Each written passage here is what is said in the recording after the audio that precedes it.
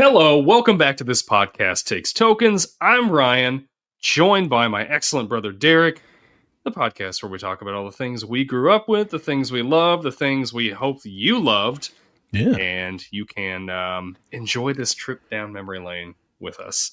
Absolutely. Before we get this started, we're going to go over what we have, what we call our retro ramble, where we ask each other a question. One of us asked a question the week before, and we talk about it now. So my question for you for last week was, we're getting into the holiday season here, all that. So what is your favorite Christmas ornament that you've ever had? Ooh, man, yeah, I know you've only had like 5 of them, so it's right. As we discovered cleaning out Dad's house, there were several of them, which I don't remember any of those at all. But I know apparently we've had a lot. I was thinking about this and like all week I was like, I can only remember really like one ornament from the tree growing up that my sister and I fought over. And then this week I was reminded of what my favorite is. And it's not the first ornament. It is actually a set of ornaments. And my son sets, like I would set them out every year and have for 30 years now. My son started doing it last year. And so now he sets them out, which is fine. But they are a peanuts set. So it's like a little like plate like that looks like snow. And then you have the 5 main Peanuts characters, 4 or 5 main Peanuts characters, and then like the little tree in the middle with the one ornament and the Linus blanket around the bottom of it. Yeah.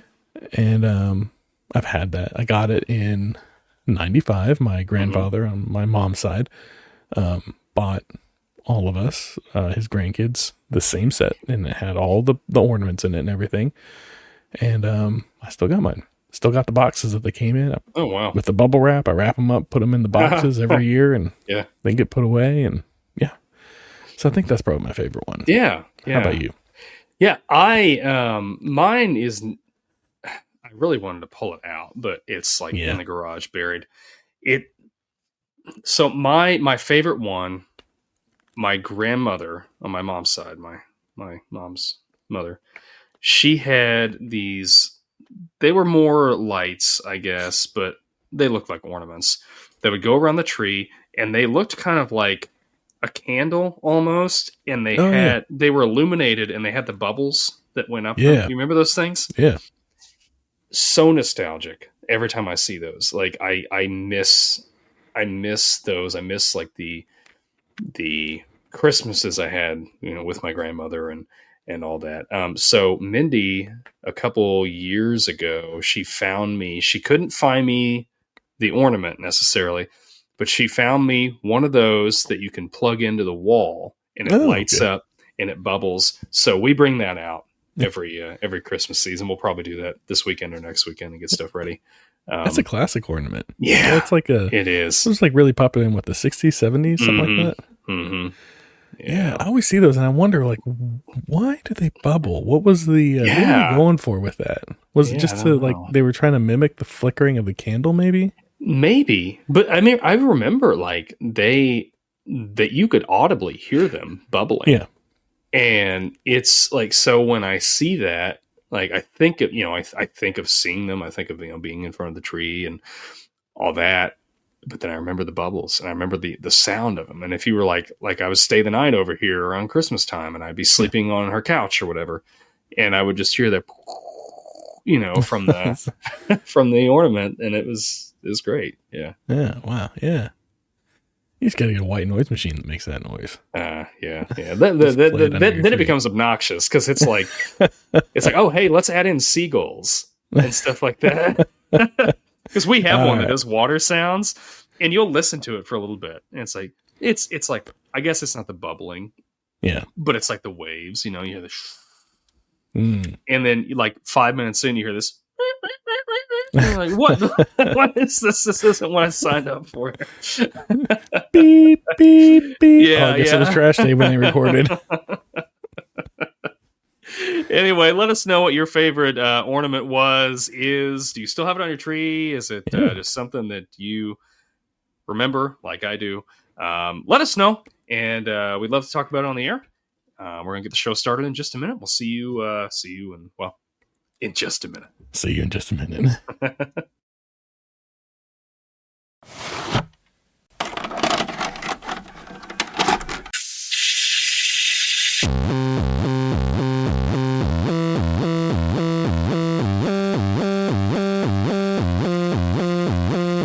Your local video store card.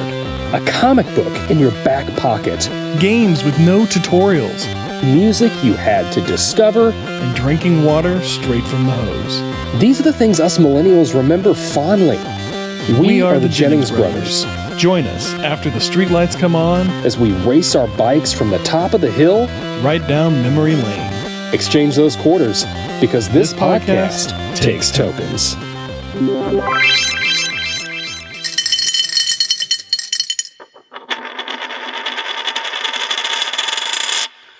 This podcast takes tokens. Oh, this podcast takes tokens. Oh, I almost couldn't do it. Just come off crazy. We're talking.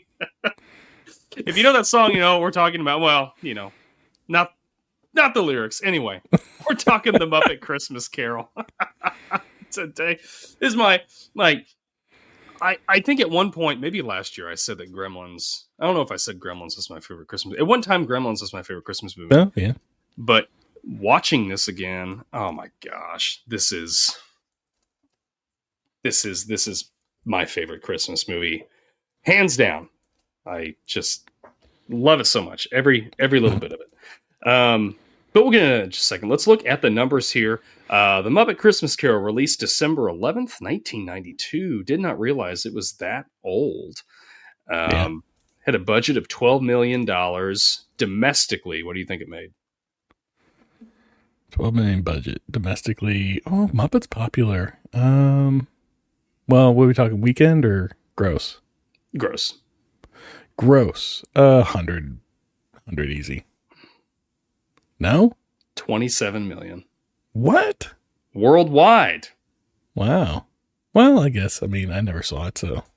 What do you think it did worldwide? 27 domestically. Oh, okay. 27 domestically, then worldwide on top of that, 28. now you're being insulting. $33 million worldwide. So okay. It made a little more money. Made a little bit. It's something that really grew in popularity with like video releases and rentals, you know, and stuff like that over time. Yeah. The tomato meter, Rotten Tomato score. What we got? Hit me. What do you think? Tomato meter. You don't even want to guess. Oh, yeah, that's right. I got to guess. That's right. Yeah. I forgot my format. Mm-hmm. Tomato meter. That's the critics. I'm gonna go with 52%. No, it's higher. Critics. Well, maybe not higher. No, 52. 78%. Oh, 78%. I said I'll never get this. With a smile on my face. Okay, popcorn meter. You'll do better popcorn meter. 60. You hurt my heart. You hurt it. You hurt it so much. Now, did I hurt it more or did they hurt it more? No, you heard it more. 86%. Oh, okay. 86% viewer approval on it. So I think 50% of that is just purely Michael Caine. Michael Caine has a bunch of accounts, and he's just like, is that what you're saying? No, it's just purely love for Michael Caine. Oh. What about Kermit? Kermit's okay. Kermit's just kind of like he's like the vanilla ice cream of Muppet characters. Like he's fine. Don't get me wrong. Like he serves a purpose. Like if I got a slice of pie, I'm gonna drop a scoop of vanilla on there. Yeah. But like if I'm going to the shop and I'm just getting ice cream, I'm not gonna hang out with vanilla all day. At least not by himself. Who's your favorite Muppet then? Oh, see, my wife and I were talking about this throughout the movie. Mm-hmm. There's so many to pick from. Like as far as like favorites, I kind of would if you're catching me on the street off guard, I'm probably going to say something like Gonzo or Animal. Mm-hmm. But then we're watching the movie and I'm like, oh yeah, there's Fozzie Bear. There's the Swedish Chef. Rizzo's pretty funny in this. Yeah, he is. Yeah, he is. Like, yeah, there's lots of options. I don't know that I Yeah. could pick necessarily one. I guess, like, I don't know. I wouldn't mind hanging out with Swedish Chef. I feel like I get at least get a good meal and like some garbled conversation that doesn't go anywhere anyways. But you know, we're gonna have a good time. I like it. How about you? Yeah, I mean, well, so I was talking with my daughter about this today. Yeah, so my favorite Muppet, hands down, is Kermit. It's Kermit the Frog. I'm a vanilla guy. It's Kermit. It's Kermit. All right. But in this movie, it's Gonzo. Yeah, Gonzo's pretty good in this movie. I'll give you that. He's great. He steals the show for sure. Yeah, he really does. Him and Rizzo are just so good together. Yeah, they're good together. They're so funny. And I gotta say, like, I'm not a Muppets fan. Just not a Muppets fan. So I don't have anything against Muppets. I'm watching the movie and I'm thinking about this more and more. And it's not that I dislike the Muppets. Don't get me wrong. But I think I view the Muppets the same way my wife looks at Star Wars. Like, certain characters she can appreciate and she likes aesthetically or whatever, or for whoever they are. And in theory, she likes the universe, but in practicality and practice, going and watching a movie, she's bored. She's not interested in it.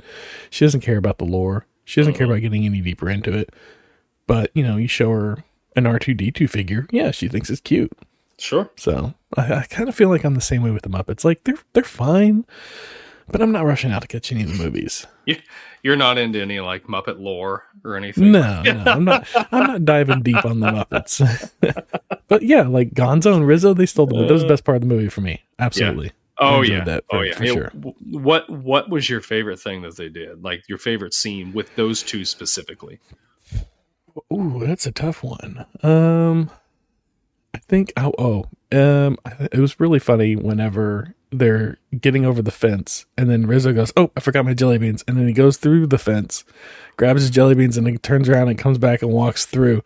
And Gonzo's like, "You could have just walked through the whole time?" He's like, "Yeah. What? So?" And then they just keep going. Yes. That was a joke with the two puppeteers. Oh, because I guess like they'd shot the scene where he jumped off or whatever first. Oh yeah. And they were like talking about like why didn't he just walk through the bars? So like they made that scene because they were discussing that. They're like, "Oh, let's do this. It'd be funny if we did this scene." Yeah, so it's funny. Yeah. That's probably one of the funniest parts. Yeah. Yeah. Mine was when Gonzo was lighting that gas lamp. Oh yeah. And he gets Rizzo's tail, and Rizzo's like, "Light the lamp, not the rap! Light the lamp, not the rap!" He just keeps, and then he throws him in the water. In the water, he becomes a rat sickle. He breaks him when he goes inside. Like, it's just so funny. Everything like those two together, yeah, they were just they were great. They were really, really good in this movie. Yeah. It's a good comedy pairing for sure. It is. Like, it is. I could watch if it was just like two people in those roles, I guess, if you will. I could watch it all day long. Oh yeah. But something about the Muppets just takes me out of it, and I can only watch it for like small spurts. Yeah. I don't know. Like I don't know what it is. Like, everybody's got their own opinion. I really enjoy the Muppets. I really like the Muppets, and I don't know what it is. I just think they're fun and they're silly. And when I was a kid, I'd watch Muppet Babies, like the cartoon that was on all the time. I remember liking that. Yeah. I don't think I could watch it today, but I remember liking it. Yeah, I haven't seen it since maybe I was 9 or 10, so I don't know. But I don't know. I like how they make them. Like this movie, they're alive. They're so alive. Like they're just characters in this world. Like they're except the Ghost of Christmas Past. That one kind of freaked me out. That one was a little unsettling, and I don't know. It stood out very much. So it did not fit in with all the other. It looked like leftovers from what's that Dark Crystal movie is what it looked like. Yeah, I would agree with you on that. It looked more human, where the past and the present, or I'm sorry, the present and the future were clearly Muppets. I think that they could have done something a little different. It kind of looked like it got taken off of It's a Small World. like one of those little things. Mm-hmm. Mm-hmm. But yeah, like it's just like it. Yeah, it just I couldn't that one. It kind of it Yeah. it got to me like irked me a little bit. I don't know. Yeah. It stood out. It didn't fit the theming. It definitely looked like it was pulled from somewhere else. Like it went to a different movie or something. It was not in the same film. It's like they just temporarily forgot that they were doing a Muppets movie, and they just threw this in because I think if it was an all like real person cast, sure, that would fit. Mm-hmm. That would fit fine. But yeah, I will agree with you on that. I thought it was interesting though. I read like the way that they had her move and everything. They filmed that underwater. I think so like it made it all so like flowy. You know that yeah, which I thought was pretty cool. Yeah. But I had to assume that. I'm watching it. I'm like, they had to film this underwater because this is 1992. This is definitely not CGI. It's not animated. So I was like, this has got to be underwater. It's not stop motion. For sure. Yeah. I feel justified. Yeah, there you go. Michael Caine in this. Fantastic. Yeah. So good. Top of his game. They originally were going to cast George Carlin as Scrooge.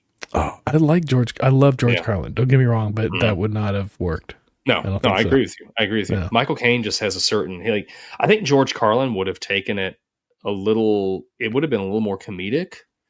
A little more comedic, and his he would have been too venomous in the beginning. As I don't want to say the evil George or Scrooge or whatever, but he would have been, the earlier version of him, the cantankerous Scrooge would have been a little too venomous. I feel like in George Carlin's hands. I agree. I think it would have been. Michael Caine just does. I mean, perfect. I can't see anybody else doing it, and he interacts with those Muppets like they're just These are other actors that I'm hanging around, right? And which it's so weird to me.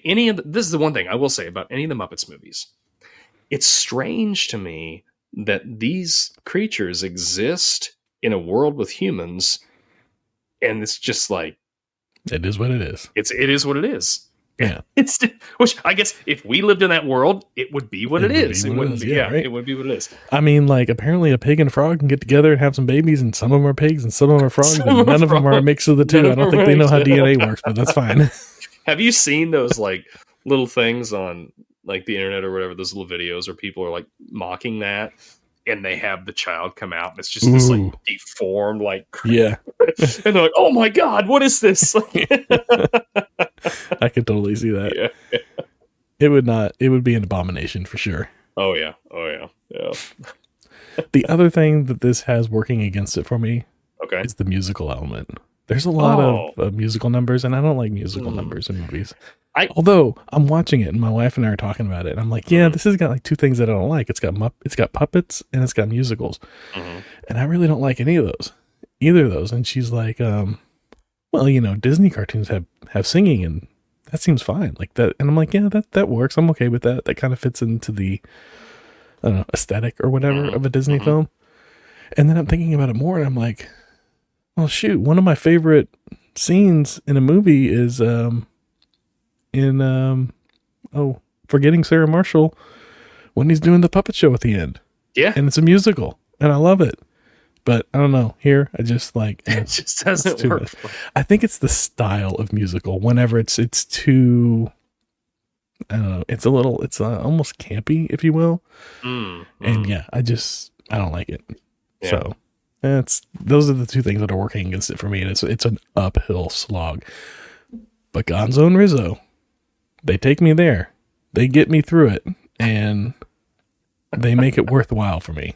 So there is that. So do you not care for the Christmas Carol story in and of itself at all? No, see, I like the Christmas Carol story, but like that's another thing. I think this version of it, I like whenever people play with the Christmas Carol story, like Scrooged, for example, one of my favorite movies, Bill Murray. It's fantastic. It's just they're playing with the idea of it. But whenever it's a straight retelling set in the Dickens age, I just like it's kind of a little boring, I guess, or a little too plain. And yeah, we've heard it like a dozen times. Like, how many times has this story been told on the screen? Countless. Yeah. But I never get tired of it. But yeah, but I just want to see like it's like a cover of a song. Like you could do note for note, shot for shot, redo the song exactly the same way, and that's fine. But whenever you take it and you make it your own and you change it and give it your voice and it works, it's infinitely better. I would say. And see, that's what I'm looking for. I feel like, to me, that's what this movie does. But I like the Muppets. Yeah. You don't like the Muppets. Like, I mean, there's differences between, the original story and this. Sure. And I think although he Muppets, starts up with the whole, like, what was the opening line? Like, we got to remind you that these two guys are dead or something like that at the beginning of this movie. Yeah. He's like, that's what it says in the book. Robert and Jacob Marley. Yeah. Except in the book, it's one guy. It's just, it's just Jacob Marley. Yeah. But they were trying to figure out a way, how do we fit the old guys in there? Yeah. And of course, they're hecklers. So it'd be great if they were just, if they were his business partners. That works for sure. You know who I think could really take this story and just absolutely knock it out of the park? Don't say Tim Burton. No. Guillermo del Toro would do a fantastic job, I think, with this. You know who might be a fun one? Michael Bay. I knew you were going to say Michael Bay. I knew it. Can you imagine? Oh, man. Oh, gosh. Explosions everywhere. For some reason, somebody's got guns. Yeah, it'd be fun. I'm on board. Guillermo del Toro, yeah, that'd be a good one for sure. Yeah. I think it really leans into, like, especially the Ghost of Christmas Yet to Come would be like. Anyway, what were you saying? I'm sorry. No, I'm just agreeing. Yeah, it leans into his weird. It's the right kind of weird for him. Absolutely. Yeah. Yeah. No. Yeah. Any time period that would be better for this. Oh.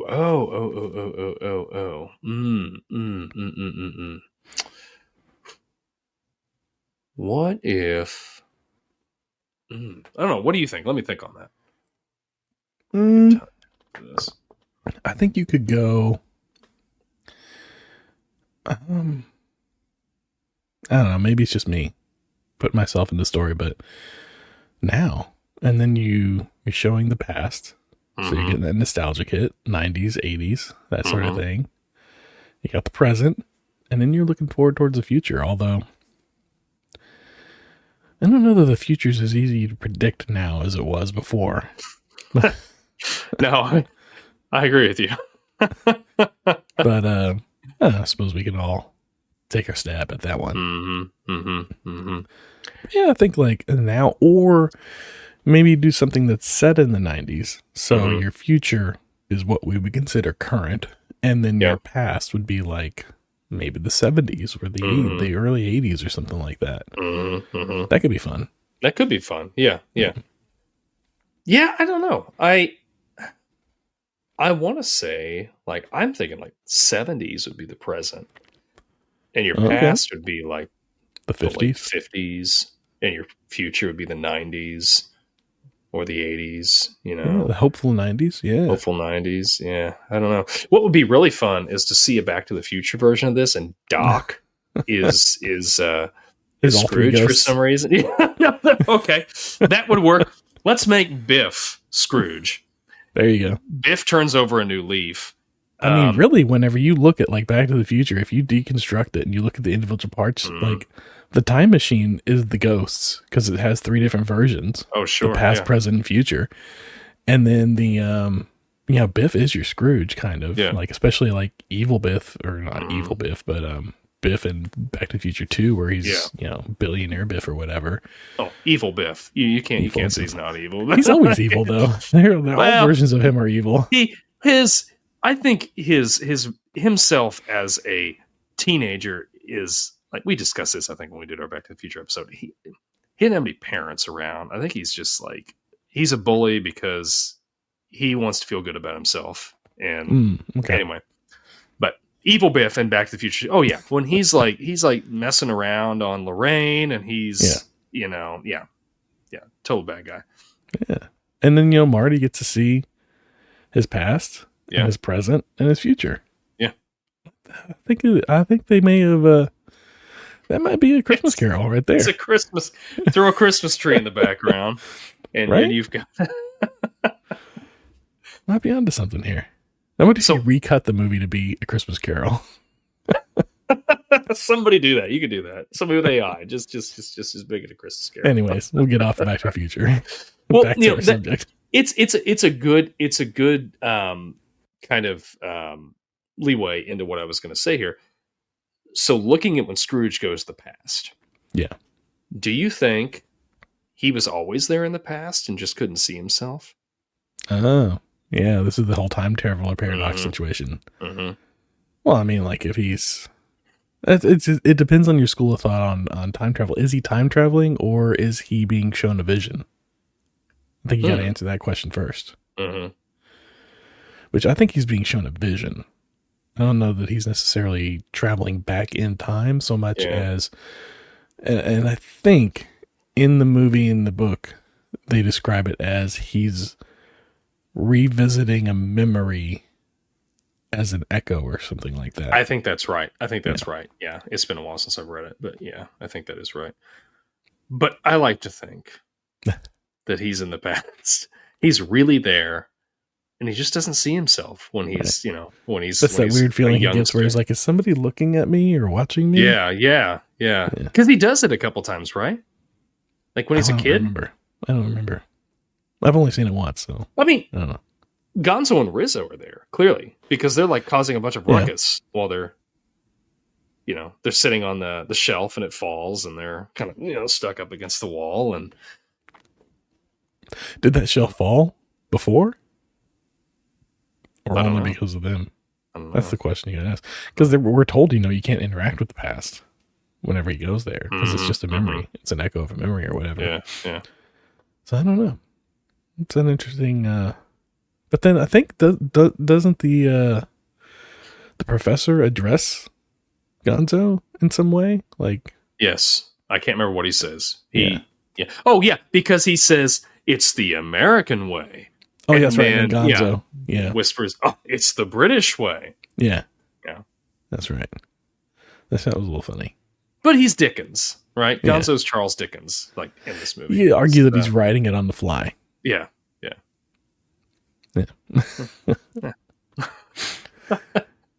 All right. Well, I think I might know the answer to this question, but I'm going to ask it anyways. Favorite line from the movie? Oh, it's in the title, right? Heat wave. This is my island in the sun. Like that was those. His bookkeepers were hysterical. I thought, when they every time they turned around, they just go right back to writing. It's just the same.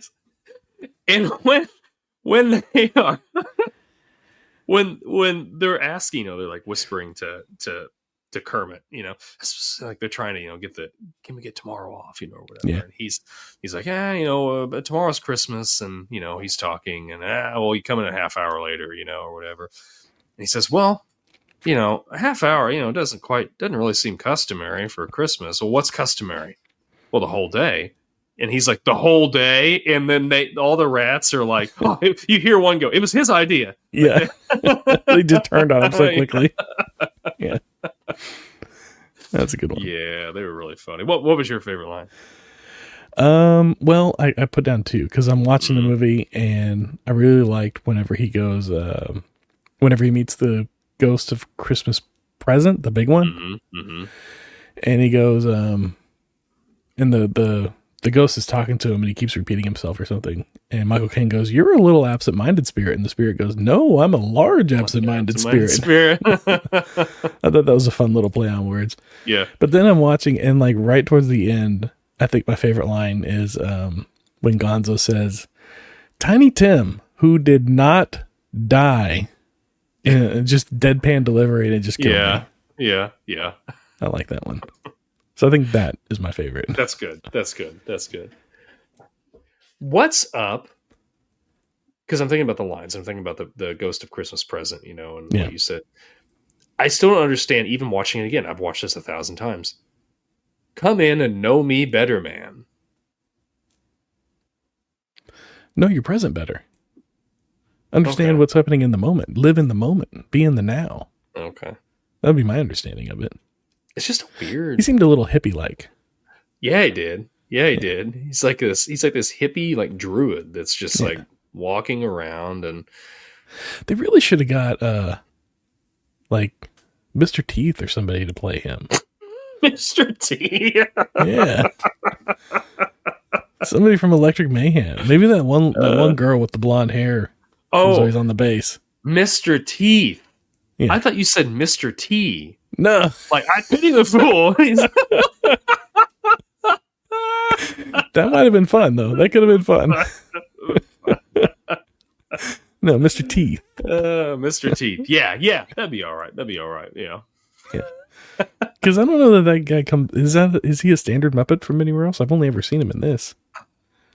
I don't think he is. I'm trying to think back. I don't remember seeing him in anything else. It's not like the Muppets have an IMDb page or something. No, but what they do have, I love the beginning and the credits where they're saying Kermit the Frog, Gonzo, Rizzo, and like who they're playing. Kermit the Frog is Bob Cratchit. Like, they're really actors. Yeah. And then they throw in Michael Caine as Ebenezer Scrooge. Yeah. Again, they're all actors, and he's just like, he's right in there with them. And, I think that might be the magic of the Muppets that I'm not. It's not that I'm not. Sorry, back that up. That might be the magic of the Muppets. Full stop. Is that within the Muppets world, or even breaking the fourth wall, that is Kermit. Mm-hmm. He's not whoever is voicing him. He's not Frank Oz or whatever. That is Kermit. And whenever they have a movie, it's starring Kermit the Frog. Kermit the Frog. Whomever. Yeah. Yeah. Mm-hmm. So that might be some of the magic with the Muppets. They've made them like they're real characters, like they're real people. It's all, and like they'll even have them, like they haven't done it for a while, but like during like the Academy Awards and stuff, they'd have them up there and they'd be doing whatever, and they're handing these awards out, or like that was the whole point of the Muppet Show back in the day too, wasn't it? That they were actors putting on a show. Mm-hmm. Yeah. I didn't really watch the Muppet Show, but a lot of fun. Yeah. Missing out, but. This was the first Muppet movie where they used like some digital effects to remove the puppeteers in there, because before they had never, they'd had to hide them with the camera or whatever. So I thought that was interesting. I mean, even for 1992, I feel like that's pretty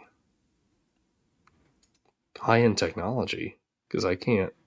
I mean, I'm thinking back to like 792, and they're not. I don't think they're doing it necessarily like full CG, but because they would remove like the wires from like Superman back in like the 70s and stuff like that. Yeah. So I think it's just like people going in and like frame by frame painting over it or whatever. Or plating over it with something else. But yeah, that'd be my assumption. Did you watch this? Did you watch the extended version of this, or did you watch the whatever's on Disney Plus? That's what I watched. Okay, there's both versions on there. The extended version has like an extra song or something. I forgot the extended version was on there, so I just watched the original. I didn't know if you'd seen the other one or not. I'll have to go back this month and watch it again. Sure, you know better you than me. Yeah. Yeah, and it's weird. It's like hidden in there. I think it's like you have to go to the extras, and then it's like it's in there somewhere. But yeah, I don't know. So have you seen like the other Muppet Christmas movies they have? Like they have multiples. I didn't know they had multiple ones. Yeah, like I'm looking for it, and because I just searched Roku for it and then go to it from there. Mm-hmm. And there's It's a very Muppet Christmas movie, which is like their telling of, what's the classic black and white one? It's a Wonderful Life. It's a Wonderful Life. Yeah. Ah. So it's a Wonderful Life, but with Muppets. And then there was another one in like 2008, but I can't remember. A Muppet Christmas Letter to Santa. And I don't remember what that one was that they were spoofing, if they were spoofing anything at all. I didn't go back and watch any trailers on these. I wanted to, but I didn't get a chance to. Yeah, I didn't realize they had. Like, I was talking with my daughter about that, like about the different Muppet things, because we watched this together. She loved it. Yeah. And so she wants to watch more Muppets. So I was like, oh, they've got, the Muppet movie, like the Muppets Take Manhattan. Like, I'm going through all these that they've got. She's like, oh my goodness, that's a lot to watch. I said, yeah. And she was excited to watch them all, but I didn't realize. But I do know they did recently, I think, the Haunted Mansion. Haunted Mansion, yeah. Yeah, and I haven't watched it. John Stamos, I think, is in that or something. A lot of people are in it. Yeah, it was short. Okay. I think it was only like a half an hour. I don't think it was a full movie. Like it was like a Disney Plus special. But yeah, we watched it. It was fun. Yeah. It was, it's Muppets, but it's fun. Mm-hmm. That's it. That's it. I don't even know how to talk to you. It's Muppets. It's Muppets. If I bring it out, I have a Funko Pop of Jim Henson holding Kermit the Frog. Oh, yeah. Hey, that's fine. I just like the Muppets. It's fine. Be a Muppets fan. I'm okay with that. No judgment. No judgment. I don't like what we're watching next week. So yeah, that's fine. It'll just be it's my payback. This is our Christmas gift exchange. You give me a movie that I don't like. I give you a movie you don't like. We get to get them out of the way. That's fun. That's right. Yeah, I don't know. I don't really have a lot more to say about this movie. That's fine. I love it so much, and every time I watch it, I love the ending.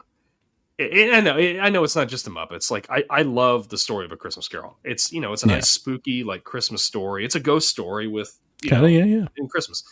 But it's a also a redemption story, and who doesn't like those? And I love the end of this. When Scrooge comes around and he's like, oh, I gotta be a better person and everything. And I don't know, it just warms my heart every time I watch it, and it just makes me want to be a better version person. Of A Christmas Carol. What's the best version of A Christmas Carol? This is it. This is it. This is it. No, there's one that I think FX put out that is a mini series. Oh yeah, like a couple years ago. Yeah, and it's supposed to be like a little pretty darker dark version. Yeah, I haven't watched it yet, so I do want to watch that one. But no, I haven't watched it either. But it looked really dark. Like, I was like, oh, that might be interesting. Yeah. But I think this one, to me, just because like this is my first introduction to the story, and I watched it so many times at our aunt's house. Like they had it on VHS. I would there was a while where every time I go over there, I'd watch this, and I just love it. I love it. That's fair. And you don't, and that's okay. I don't. Okay. But that's fine. Like, it's fine. It's serviceable. Yeah. Like, if it's on, I'll watch it. That's not a problem. But yeah, like, it's not my favorite for sure. But yeah. So I'm gonna ask you the hard question now. I'm gonna put you to the test. Least favorite Muppet.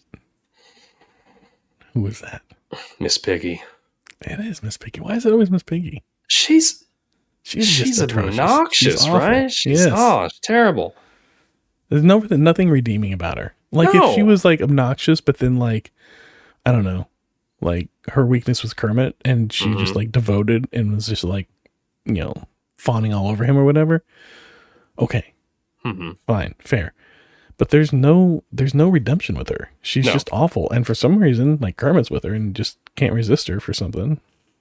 I can't figure that most one out of the time. I feel like there's sometimes where he's just like, get off, but yeah, no, real, like, I think it's they had to make some sort of a love story, and why not make the odd couple, and it makes me wonder what Jim Henson's married life was like if he's basing these two. Yeah. If Kermit is his analog, is his wife at home going, is that how you see me? Really? Yeah. Yeah. Who knows? Here, Anyways. I got a question for you, because I'm Sure. assuming your answer to that was Miss Piggy as well. No, absolutely. What is one movie that you should think that you? Let's just pretend that you liked Muppets. Sure. What's one movie that would deserve a Muppet remake? So any movie made into a Muppet movie. So Ooh. like Airheads, but they make it with Muppets, or like whatever. Yeah. Yeah. Okay, so is this what I would like to see done in Muppets, or what would transition best to Muppets? What you would like to see? No. What would transition best? Let's do it. What do you think would transition best to Muppets? All right. Oh man, Because you would like to see nothing with Muppets. Well, I mean, I could pretend. That's fine. I'm gonna keep going with this, but anyway, yeah. Transition best to Muppets. Ooh, maybe E.T. Oh yeah, Because you already got a puppet in there. Yeah, that could be yeah, fun. that'd be good. Goonies, That'd be really perhaps, good. if you want a little adventure. Goonies, yeah. But they did that with Muppet Treasure Island. Yeah, Treasure Island. Mm-hmm. They kind of did a version of it. But yeah, I think E.T. or Goonies, something like that. It could be fun. Back to the Future would be weird. Yeah. I think it might be too much. I don't know. I think it'd be fun. I think Back to the Future would be... Who would be your Doc Brown? Meeker? Benson? Meep would be, be Benson and Meeper. Is Marty and Doc. Oh gosh. Well, you'd have to. I mean, Kermit would have to be Marty, right? Right. He's the main character. You gotta have Gonzo. Doc. Gonzo would be a good Doc. Yeah. I think Miss so. Piggy would just love playing all those parts of the romantic interest. Yeah. Both his mom, either his mom or she'd have to play his mom. She'd want more screen time. Fozzie wouldn't be a bad Doc either. Yeah. Okay. What about Swedish Chef? Oh, Principal Strickland. Oh, okay. I don't know. That'd be the eagle guy. That'd be Principal Strickland. Oh, yeah. Who would be your Biff? That's the hard one. Who would be the Biff? I mean, the obvious is Miss Piggy, but... Yeah. But she's got to play Lorraine. Yeah. Who would be a good I feel like they would almost have a human playing Biff. Oh, yeah. Yeah, you're right. Because they always put in a human. So it had to be a human. You're right. Mm-hmm. But what about this? It's a wild idea. All right, what do you got? Translated to Muppets. Die Hard. Is Kermit McLean then? Kermit is John McClane. Yeah. Don't Muppets have a thing about no guns? Not in this movie. They don't. This would be a Happy Time Murder. What is the one that they did on Netflix with the Muppets that murdered people? Yes. All right. I think Fozzie would be a good. He'd be a good sergeant. Hans Gruber. No. He. What's his name? Winslow. Gosh. Winslow. What was that? What's that guy's name that plays him? I can't. Oh, Reginald Vale Johnson. Reginald, but yeah, I think Fozzie would be good for that role. Yeah. Yeah. I can see that. Yeah.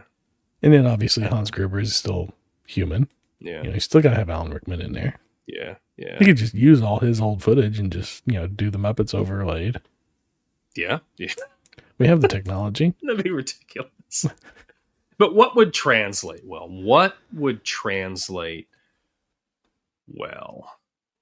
I think. Ooh, what about what if you did Castaway? Just Kermit on an island. Oh, yeah. That might work. I mean, I'm sure he'd be happy to get away from his Piggy for a couple of years. Yeah. Finds her and just goes back to the island. He comes back and she's married to Gonzo. Yeah. That's good riddance.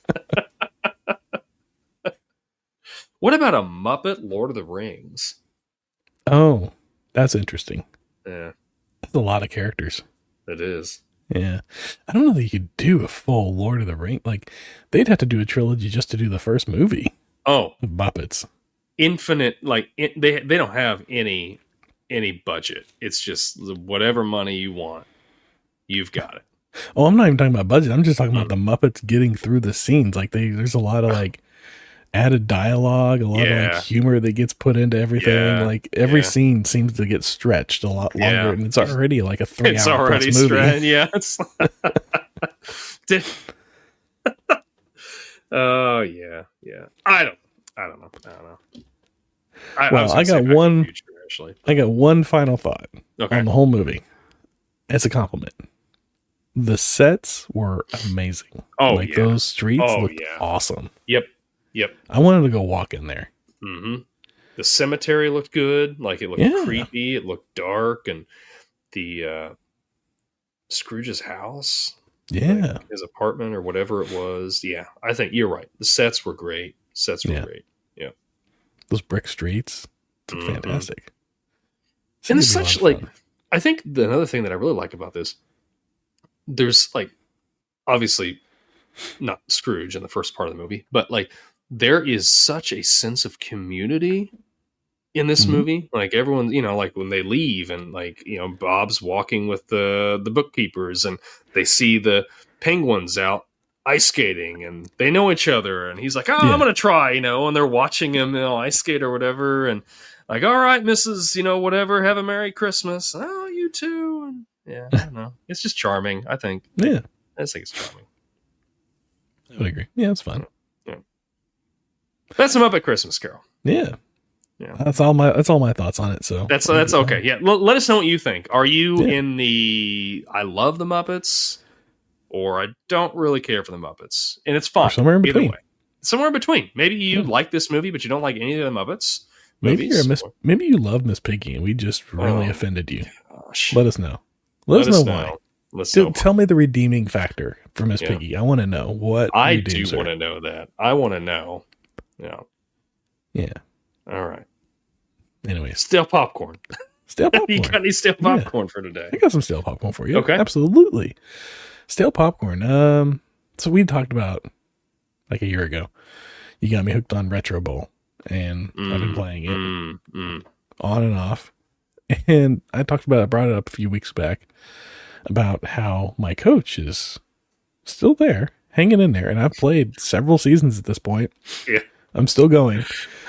My coach is currently 98 and still coaching strong. Still looks exactly the same. Oh, no still changes. Looks good. Still look at it's all that working out with the team. That's right. It must be. I've retired. I don't know how many players, but he's still in there.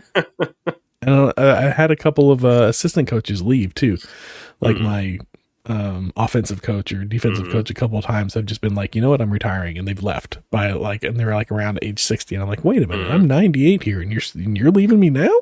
Got no family life, man. This is the only thing keeping him going is coaching.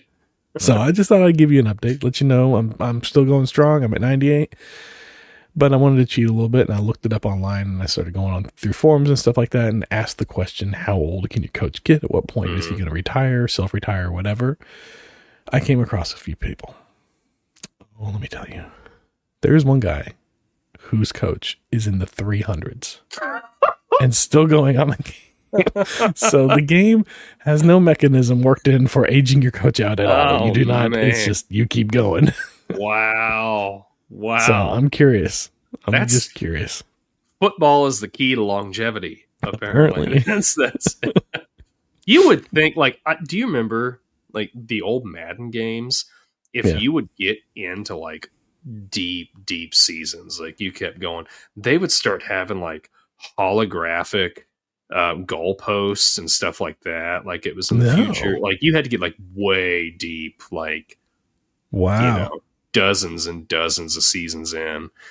So it's too bad Retro Bowl can't do something like that, or like all your players just become robots and then they never retire.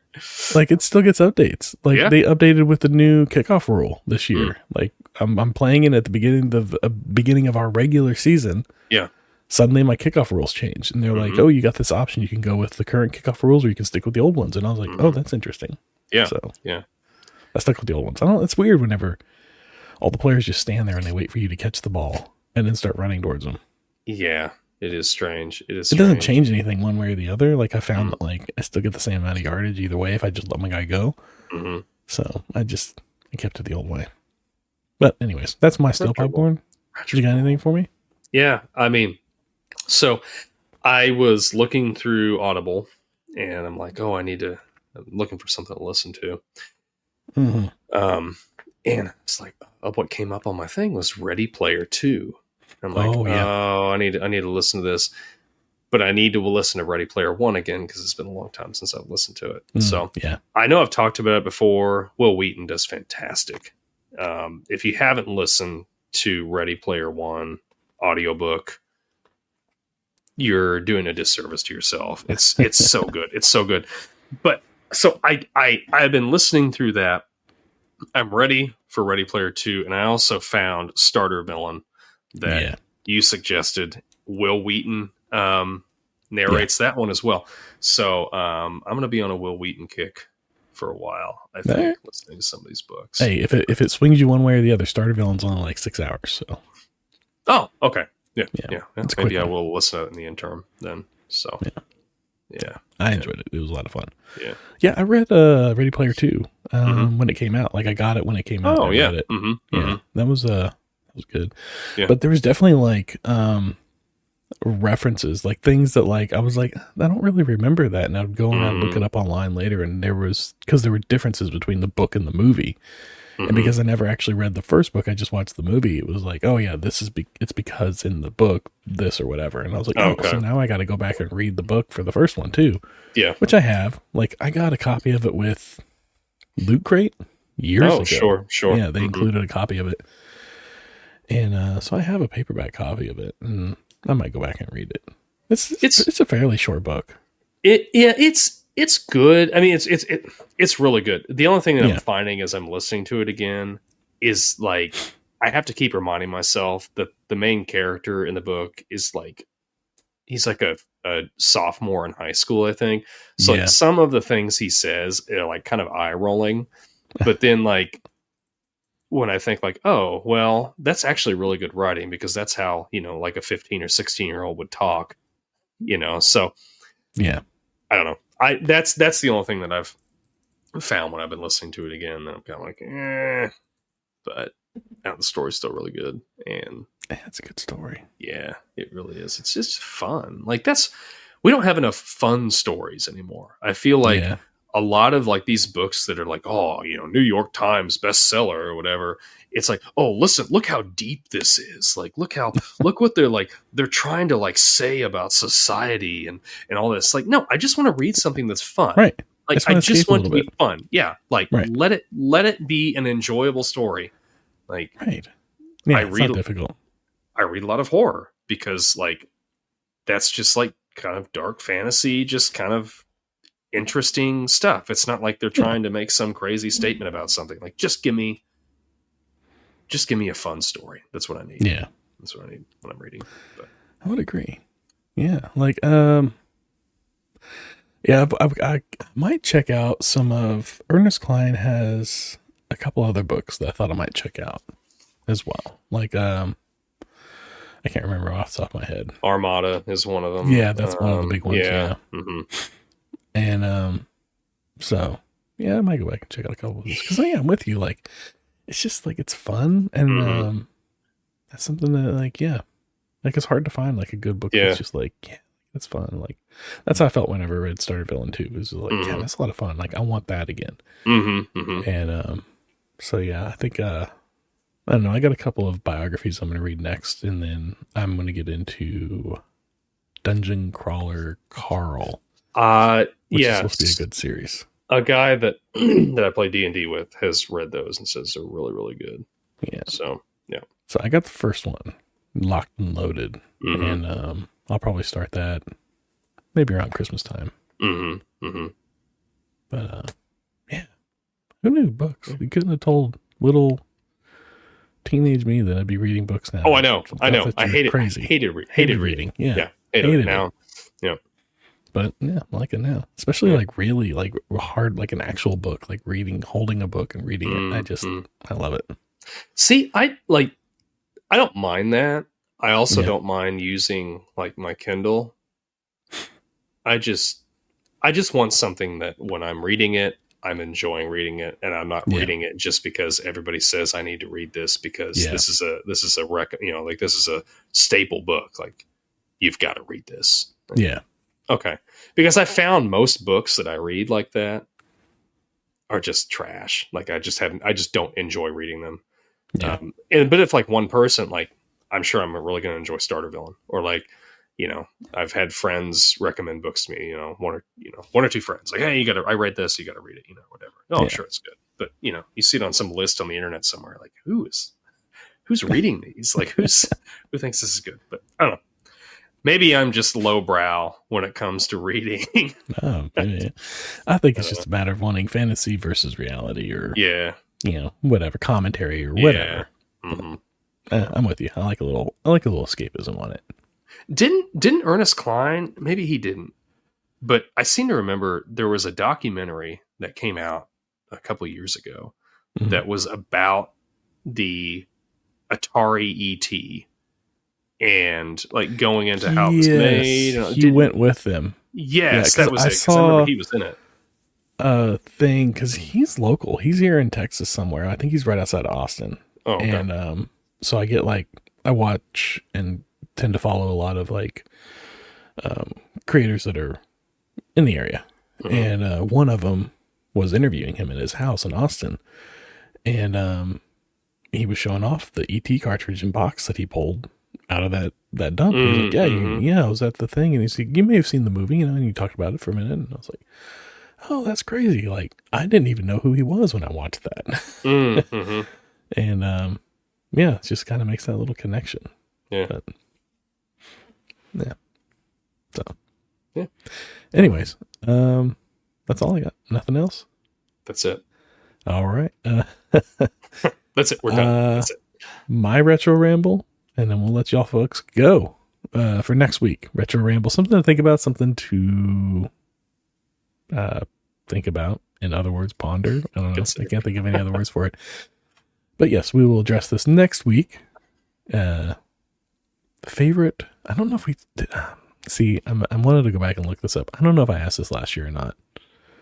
And clearly I don't remember, so you could answer the same thing again if I did. But favorite Christmas traditions from childhood. And from now. So what are some of your favorite Christmas traditions as a kid? And what are your favorite Christmas traditions now? Well, what is your favorite in then and now?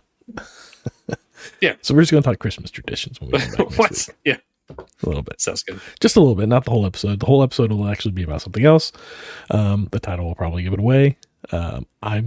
I think I'm just going to give it away because, what's the point in hiding what we're talking about? We want people to watch the show. And if we're trying to hide what the subject is, that's not going to happen. So with that, next week, join us.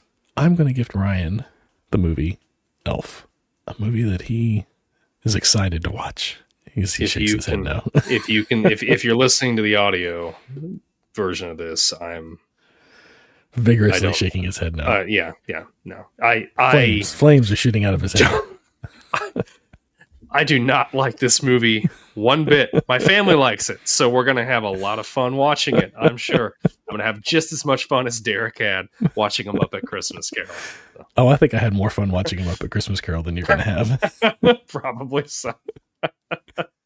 But that's where we're at. So join us next week. We're going to talk about Elf. We're going to answer that retro ramble question, favorite Christmas traditions from before and now. And with that, thank you for watching. Thank you for listening to This Podcast Takes Tokens. Make sure that you do not miss a single episode by subscribing wherever you are. And as always, don't forget that whenever you cross the road, the yellow ones don't stop. Be kind, rewind, and we'll see you next week.